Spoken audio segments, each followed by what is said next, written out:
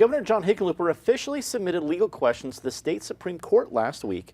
The governor is requesting the court for an opinion on the conflict of the Gallagher and Taxpayers Bill of Rights amendments and how that might impact the future of funding with different districts like firefighting districts. Ross, why do you think the governor made this request now? He's on his way out of office. It was, I think, a couple days before Thanksgiving. The timing seemed odd. Well, it lets him deal with something, lets him hand it off to someone else rather than him having to deal with it. But it's also a very serious problem, and we are seeing the adjustment through Gallagher of the residential property tax rates really getting ratcheted down over the last few years with values going up, and it is turning into a big problem. And I think there is a conflict between the two, but here's the issue. What I don't want to have is a situation where we feel like a court may decide one of the most important tax-related issues. This is something that really must be decided by the proper combination of the legislature and a vote of the people where required. And I think if we end up in a situation where the state Supreme Court says you must do X because we decide this is how these two amendments relate to each other, I think that's almost destabilizing for Colorado politics. And I hope they say something like, this is a problem, but we're not going to solve it for you. Eric, A, do you think the Supreme Court in Colorado will answer the question? Because they don't have to. And if they do, what do you think they might say? To your question A, I have no idea whether they will take it or not. More often than not, none of us, I believe, are attorneys around this table. More often than not, they don't take the interrogatories. Courts like to have live cases with a live dispute with live parties at play here, as opposed to just what are called interrogatories, which is an advisory opinion, more or less. There's, as you pointed out, Dominic, there's no requirement that the state Supreme Court accept these interrogatories or respond to them. I have no idea if they will or not. If I was bet, I might bet the not side of that and wait for an actual dispute to surface and come up to them. It is certainly a problem. Up until very recently, I owned a home here in Denver and a very small office building that, in terms of market value, were probably the same, almost identical market value. And I paid 5 times the property tax on that office building as I did on our home. It is a very real problem. I saw it up close in terms of the impact of Gallagher. Good for John Hickenlooper in some respects for doing this. But the question comes to mind is, why wait until the 11th hour, 58th or 59th minute?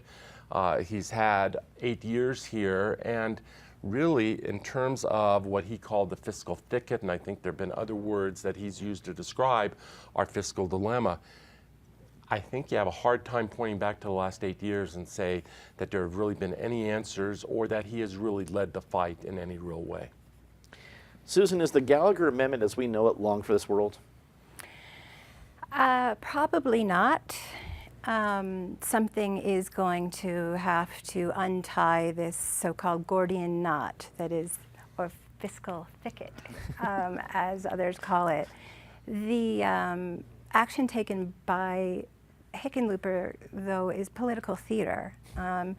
Asking a question of a body, of a judicial panel that is often denies hearings on actual cases, and this is a hypothetical issue, or actually just a constitutional legal issue, is not taking action. And I agree with Eric, certainly at the very 11th hour, this is sort of a very half-hearted Hail Mary, I think, by Hickenlooper to just appear to be addressing an issue that he took office promising to address.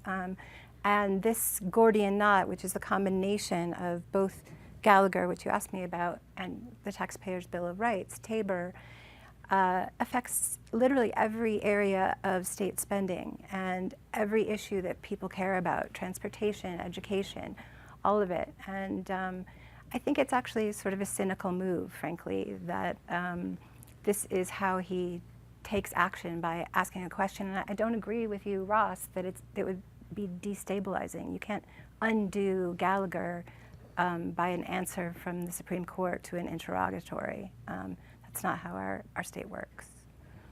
Patty, why this request now at this stage of the game? Well, it's definitely late in the game. This fiscal thicket existed before Hickenlooper took office. Let's not forget Amendment 23 is also in this. But the fiscal thicket has gotten thicker over the last 8 years. There's no question.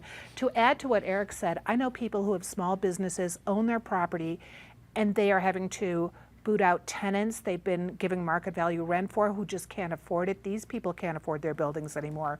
Property taxes are so high in Denver on small commercial businesses, it's really affecting it's affecting what businesses are able to stay here. And that's a big problem.